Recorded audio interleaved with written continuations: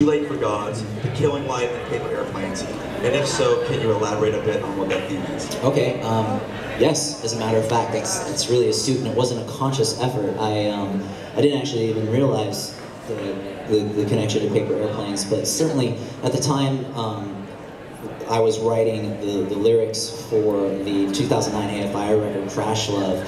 Thematically, what's going on in that record is very, very similar to what was going on in Pop Kids, and there's a lot of continuity between those two works, so it wasn't something, like I said, that I was consciously striving for. It's something that naturally happened.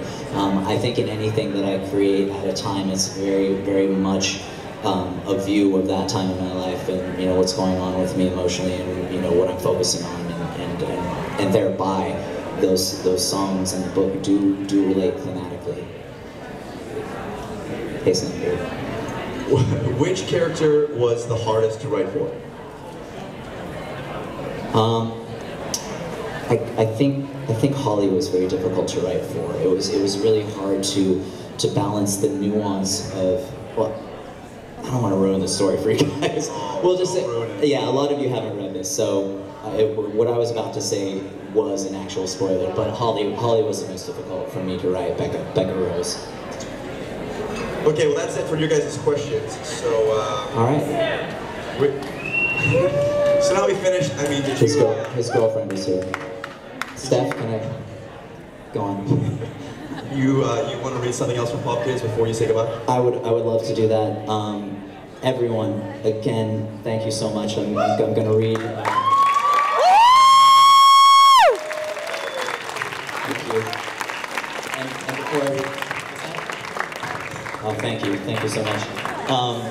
Before I read the prologue and send you on to your wonderful lives, if you guys could please give a big hand to my publisher, Black Candy Danny Pestle. He worked so hard. Thank you very much.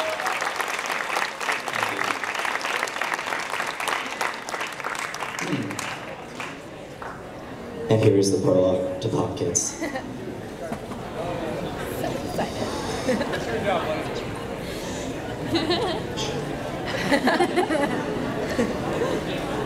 It's all screen names now. I have a very difficult time remembering what we used to call each other before this all began, before I became a film great.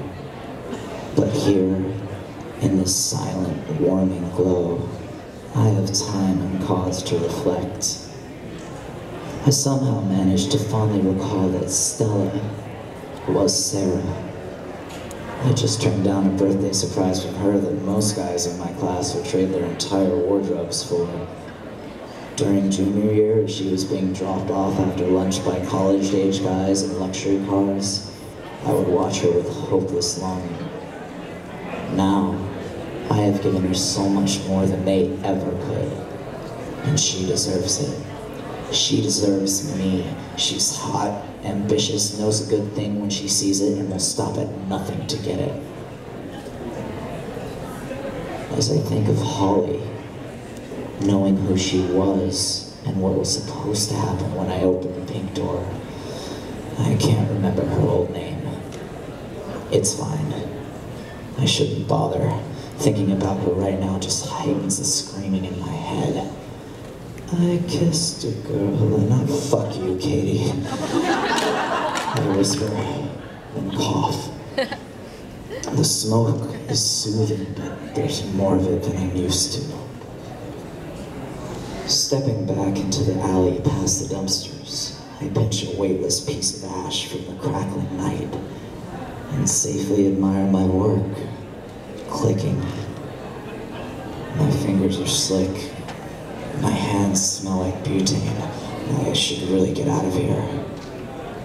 I inspect the inscription on my Zippo, one of my many gifts from Bickle, my generous guardian, whose bumblebee sweater is now speckled with awful little hard-to-get-out bloodstains. It's a shame about that sweater. Shane sweater. Weird, his name is Shane. I used to call him that.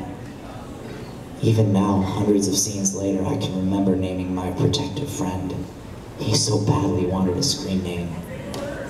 Leo, Star, and Donnie, on the other hand, they've all kept their old names. That's weird too. They've all remained the same this whole time. I didn't. I changed. I flourished and became the leading man in all of this, the shockingly well-dressed teenaged MC of our grand private affairs in this tired town, the glorious director of it all. I became Scorsese. Score. It's Score for short. Pausing before I flee, I kneel back down. When I reintroduce myself to the timid great Manx, whose curiosity has finally drawn him close enough to be scratched behind the ear, he cringes, reminding me that I too dislike the name. Feeling that Score sounded too much like the name of someone who should be selling speed in Nevada, I briefly fought against it. But our screen names stick when they're right for us. Score was the right one for me. I've come to respond to nothing else. My name is Score, I confidently could proclaim, and today is my birthday. Though my birthday technically ended a few hours ago, I accept that this cleaning is the true celebration. I am sad that after what happened tonight, the film greats will never again congregate in the same way. But the fire comforts me. As the mess that has been slowly building up around us beautifully burns high into this dark October morning, the warm sound of the flames melts the rich, icy, screaming croon of old Blue Eyes. It's fine. Looking at me like there's something terribly wrong.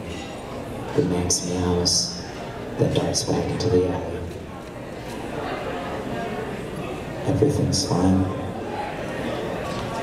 Thank you so much.